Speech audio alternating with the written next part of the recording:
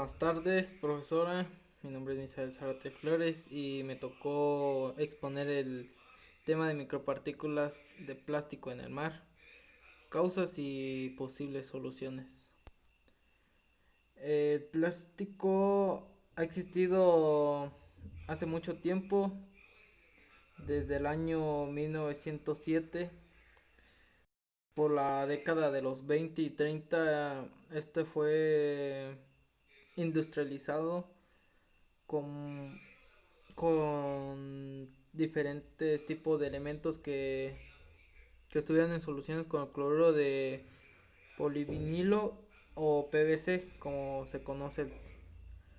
Y a medida que la industria y el público en general fueron descubriendo grandes propiedades de plástico,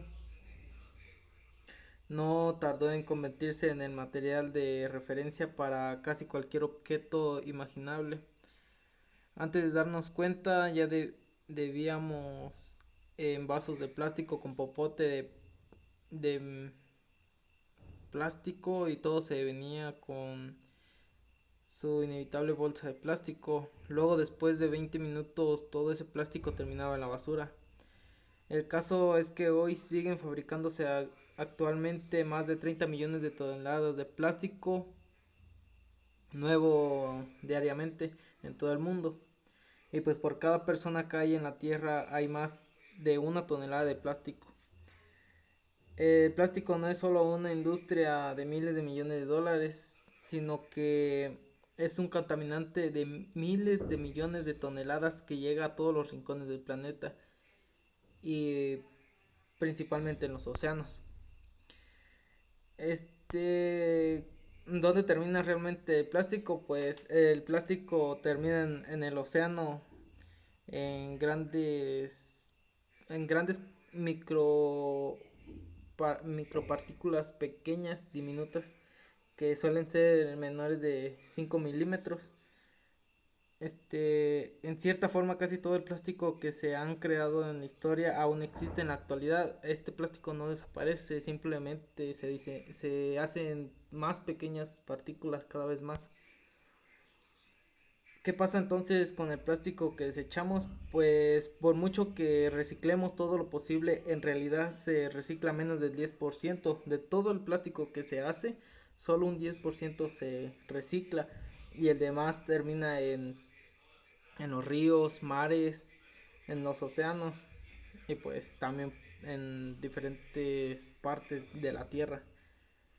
Dice, en los países de renta de bajas a medias, la mayoría de los residuos de plástico se eliminan de forma incluso más contaminantes para el medio ambiente. Estos se tratan de quitar, pero de una forma de que los queman, no los reciclan, sino que queman y pues también contaminan el ambiente.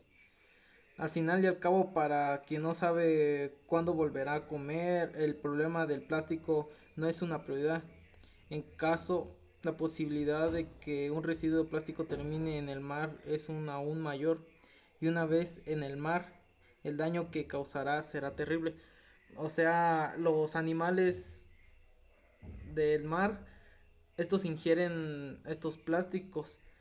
Y de hecho, estos animales se han hecho estudios que les causa problemas en su sistema nervioso, ya que no los hace percibir cuando llega un depredador hacia ellos y esto los hace menos, menos así capaces de captar a quien les va a causar daño a estos animales. De hecho, se hizo un estudio el del de un científico llamado Laurent Seuron, que investigó el océano en el año 2018, que hizo un documental el cual decía que En el mundo se producen más de 400 millones de toneladas de plástico y pues 8 de las cuales se vierten en el océano a un ritmo aproximado de 200 kilos de plástico por segundo. Eso es lo que se acumula en los océanos diariamente, o sea, de los que tiramos y va para el océano. Las criaturas que sufren estos daños son severos, ya que, como lo comentaba, les afecta en su sistema nervioso. Dice, los océanos se ahogan en el plástico, ahora ya no, ya hay más plástico y en un tiempo va a haber más plástico que peces. Cada minuto se derrama en el mar el equivalente a un camión de basura lleno de plástico. Si seguimos este ritmo, la comunidad científica calcula que para el año 2048 habrá más plástico que peces en el mar, como ya lo había dicho. Gran parte de este plástico se fragmenta y es transportado por los vientos y corrientes marinas hacia el interior de los océanos, lejos de las costas, como lo dije al principio. O sea, el plástico no desaparece, no se disuelve en el agua, simplemente se forma en micropartículas y estas micropartículas pues las ingieren los peces y no solamente mata a los animales, sino que los plásticos en sí, en sus formas, llegan a, como las redes, llegan a atrapar peces, pero los cuales ya no pueden ser liberados porque se atoran, se les atoran estos plásticos, como en el caso de los tiburones que pueden entrar hacia las llantas o peces que son del tamaño de las llantas, así que llegan y se encajan hacia ellas y pues ya no pueden salir, o de otros plásticos. Y si hay plástico en los océanos, todas las formas de vida están en peligro. Los animales se enredan en trozos grandes de plástico, como ya lo he dicho, redes de pesca y cuerdas, con sus cabezas, bocas y aletas atrapadas en ellos. Un reciente estudio revela que una de cada 3 especies de mamíferos marinos se ha visto atrapados en este tipo de sogas de plástico. Se descubrió que más de 230 especies de criaturas marinas tienen restos de plásticos en sus estómagos. Al no poder digerirlo, el plástico obstruye el vientre del animal y le causa una lenta muerte por inanición, que vendría siendo una infección en su organismo. Eh, en el agua, la luz ultravioleta y la erosión acelerada, con descomposición del plástico en fragmentos cada vez más pequeños del tamaño de un grano de arroz o fragmentos de un micrómetro. Estas son las partículas diminutas de los plásticos, las cuales se, se destruyen con la luz solar y pues con el agua. O sea, sí, no desaparecen en sí. En Europa, el equivalente a ingerir 6.400 piezas de micropartículas al año. Estas son las que Europa calcula que comen los mejillones. Y, y bueno, y en unas soluciones hay compañías como la compañía de tecnología de plásticos en México. Esta hace que recicla las botellas y las revende a otras empresas, pero ya formado el producto, como lo son en popotes, vasos o platos o las mismas botellas. Esta empresa es mexicana y pues como ya lo dije, hace este trabajo con este plástico, o sea, lo recicla. Es una industria automotriz y, y, y ya entiende que hay que integrar esos materiales y que no hay problema en hacerlo, o sea, en reciclarlo.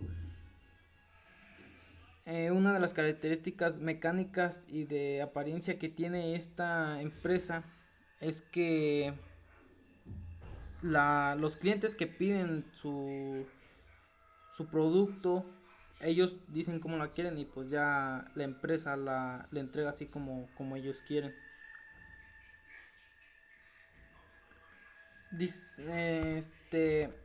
Los tenis que se alcanzan a ver, esos son de la compañía de Adidas. Eso es otra empresa que se unió hacia este reciclaje de plástico.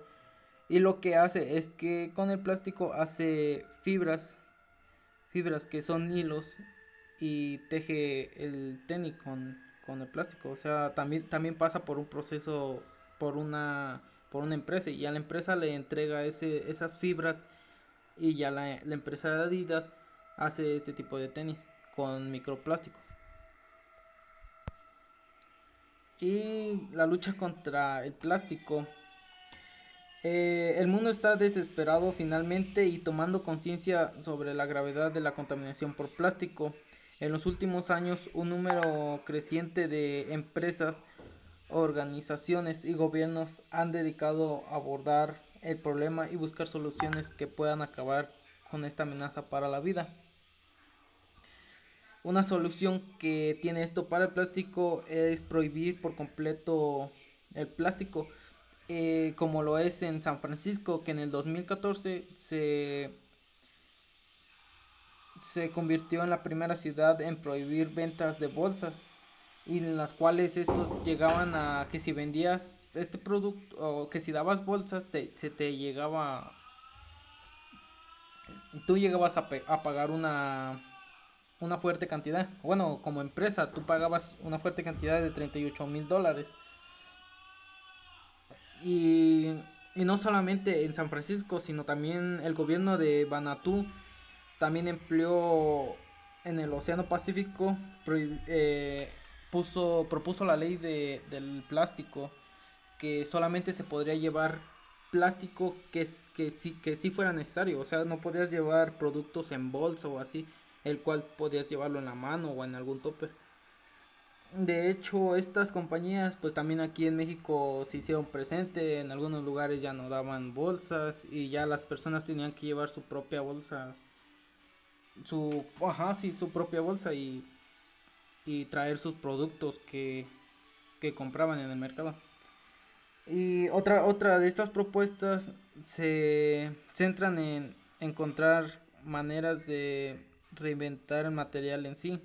Por ejemplo, uno de los mayores fabricantes de juguetes del mundo invirtió más de 150,000 millones de dólares en desarrollar un plástico biodegradable hecho con plantas. El año pasado presentó su primera línea de productos fabricados con plástico de caña de azúcar. También se trabajó en crear dispositivos que puedan repartir el plástico del océano. Sin embargo, estas opciones aún no se probaron, y los más críticos señalan que aunque eventualmente terminaran funcionando, si siguiéramos arrojando plástico al mar al ritmo actual como lo estamos haciendo ahora, el tratar de limpiar el océano sería tan en vano como pretender aspirar una tormenta de arena en el desierto. Por mucho que limpiaremos el plástico del mar, no lograremos solucionar el problema. Por algunas alteraciones puede cambiar las cosas.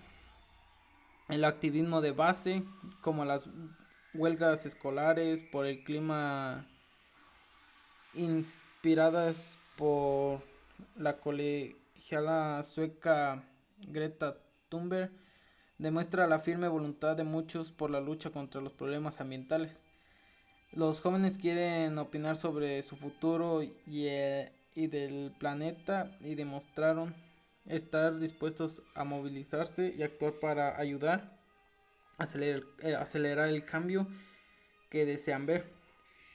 Estas son algunas ideas bueno, estas ideas que he dicho las planteó una universidad que se apoyó en la empresa de Adidas, en los cuales estuvieron generando estos proyectos y pues haciendo el producto de los tenis. Y pues, en conclusión, Las micropartículas de plástico son muy dañinas para los, para los seres marinos, que es más, o sea, que les causa más problema a ellos. Y pues no solamente a ellos, sino a nosotros como humanos, porque somos los que consumimos ese producto, esos animales marinos. Y ellos al comer esos plásticos, micropartículas, nosotros comemos los animales, pero no vemos que ese animal ya trae ingerido ese plástico. De hecho, no solamente el, el plástico está contaminando y matando animales, sino también está matando una bacteria que tienen los océanos, el cual esta se encarga de darnos el 10% de oxígeno. O sea, esta bacteria es la encargada de generar el 10% de oxígeno, como lo digo. Este,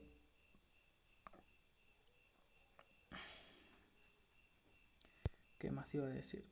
Ya me trabé. Y, y esta bacteria se llama